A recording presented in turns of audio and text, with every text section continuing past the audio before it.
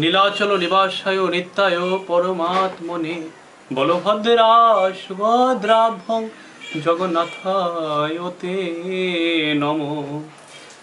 শ্রীলরূপ গোস্বামী কৃত ভক্তির রসামৃত সিন্ধু পূর্ব বিভাগ প্রথম খণ্ড অষ্টাদশ অধ্যায় ভাবাবিষ্ট ভক্তের লক্ষণ। তো বিষয়ে অনাসক্তি।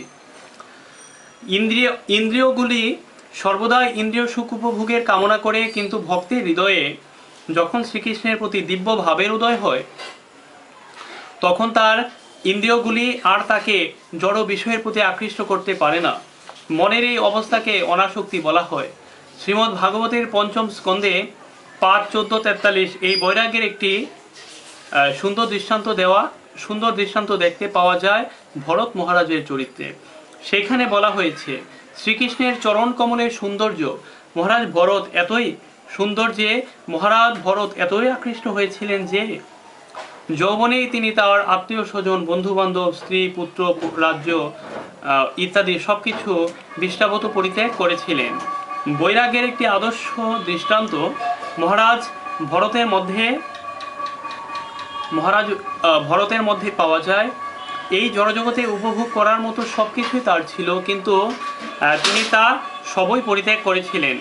এর থেকে বোঝা যায় যে বিষয় বাসনার প্রলোভন থেকে দূরে সরে গিয়ে নির্জনে কৃত্রিমভাবে কামনা বাসনা থেকে মুক্ত হওয়ার চেষ্টা করা যথার্থ বৈরাগ্য নয়। নানা রকম প্রলোভনের মধ্যেও কেউ যদি জড় বিষয়াসক্তির প্রতি আকৃষ্ট না হন, তিনি হচ্ছেন যথার্থ বৈরাগী। প্রথম দিকে অবশ্য কনিষ্ঠ ভক্তকে সব রকম মোহ উৎপাদনকারী বিষয় থেকে দূরে থাকতে হয়, কিন্তু ধীর শ্রদ্ধা উত্তম ভক্ত নানা রকম প্রলোভনের মধ্যে থাকলেও তিনি তাদের প্রতি কখনো আকৃষ্ট হন না। এটাই হচ্ছে যথার্থ বৈরাগ্য।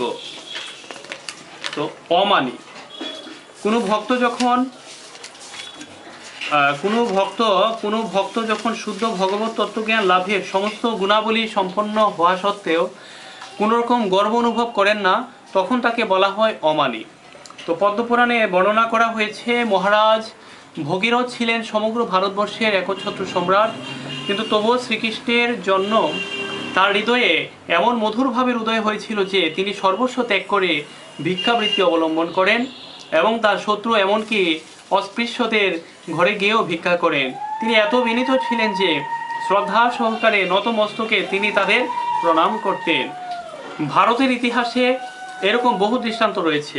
কিছুদিন আগেও, প্রায় 100 বছর আগে, লালাবাবু নামক কলকাতার একজন বিখ্যাত জমিদার তার অসীম সম্পদ হেলাভরে পরিত্যাগ করে ভগবানের দাসত্ব বরণপূর্বক বৃন্দাবনে চলে যান।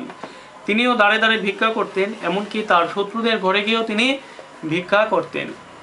ভিক্ষাবৃত্তি অবলম্বন করলে নানা রকম অবমাননা সহ্য করতে প্রস্তুত থাকতে হয়, সেটি স্বাভাবিক, কিন্তু ভগবত ভক্ত শ্রীকৃষ্ণের জন্য সেই সমস্ত অবমাননা লাঞ্ছনা হাসি মুখে সহ্য করেন।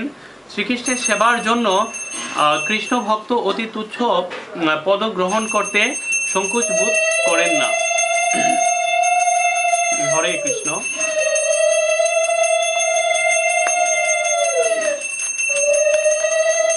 তো আশাবন্ধ পরমেশ্বর ভগবান শ্রীকৃষ্ণ যে অবশ্যই কৃপা করবেন, এই দৃঢ় বিশ্বাসকে সংস্কৃত ভাষায় বলা হয় আশা বন্ধ।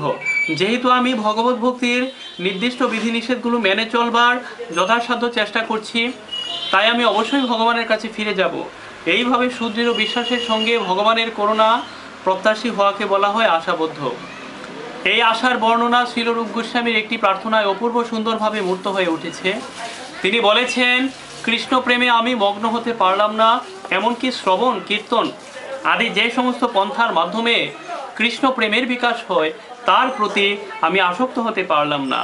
আর ভক্তিযুগ, যার প্রভাবে মানুষ নিরন্তর শ্রীকৃষ্ণকে স্মরণ করতে পারেন এবং তার হৃদয়ে শ্রীকৃষ্ণের চরণারবিন্দকে প্রতিষ্ঠিত করতে পারেন, তা সাধন করতেও আমি অক্ষম। দার্শনিক জ্ঞান অথবা পুণ্যকর্ম অনুষ্ঠান করার সুযোগ আমার নেই। আমি উচ্চকুলেও জন্মগ্রহণ করিনি। তাই হে গোপীজন বল্লভ, আমি কেবল তোমার কাছে প্রার্থনা করি, আমি কেবল বাসনা করি এবং আশা করি যে কোনো না কোনোভাবে আমি যেন তোমার শ্রীপাদ পদ্মের প্রতি আসক্ত হতে পারি। এই আশা আমার হৃদয়কে ব্যথাতুর করে তোলে, কেননা আমি মনে মনে মনে বুঝতে পারি যে জীবনের পরম লক্ষ্যের দিকে অগ্রসর হতে আমি কত অক্ষম। এই শ্লোকের তাৎপর্য হচ্ছে, গভীর নিরাশার মধ্যেও আমাদের আশা রাখতে হবে যে কোনো না কোনোভাবে আমরা ভগবানের চরণারবিন্দের দিকে অগ্রসর হতে পারব। সমুৎকণ্ঠা, কেউ যখন ভগবত ভক্তি লাভ করতে অত্যন্ত উৎকণ্ঠিত হন তখন সেই উৎকণ্ঠাকে বলা হয় সমুৎকণ্ঠা, অর্থাৎ সম্পূর্ণভাবে উৎকণ্ঠিত হওয়া। প্রকৃতপক্ষে এই উৎকণ্ঠাই হচ্ছে কৃষ্ণ ভক্তি লাভের মূল্য। সব কিছুরই কিছু না কিছু মূল্য রয়েছে এবং তা পেতে হলে সেই মূল্য দান করতে হয়। বৈদিক শাস্ত্রে উল্লেখ করা হয়েছে যে সবচাইতে মূল্যবান বস্তু কৃষ্ণ ভক্তি ক্রয় করতে হলে তার মূল্যস্বরূপ গভীরভাবে উৎকণ্ঠিত হতে হয়।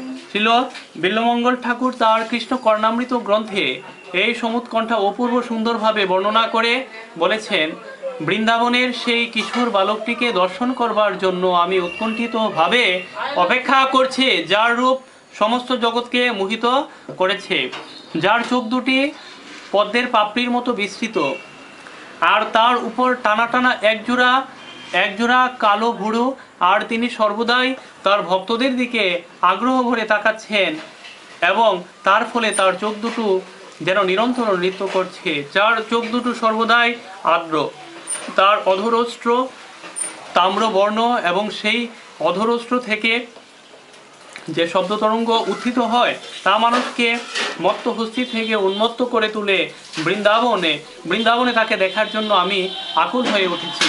হরে কৃষ্ণ।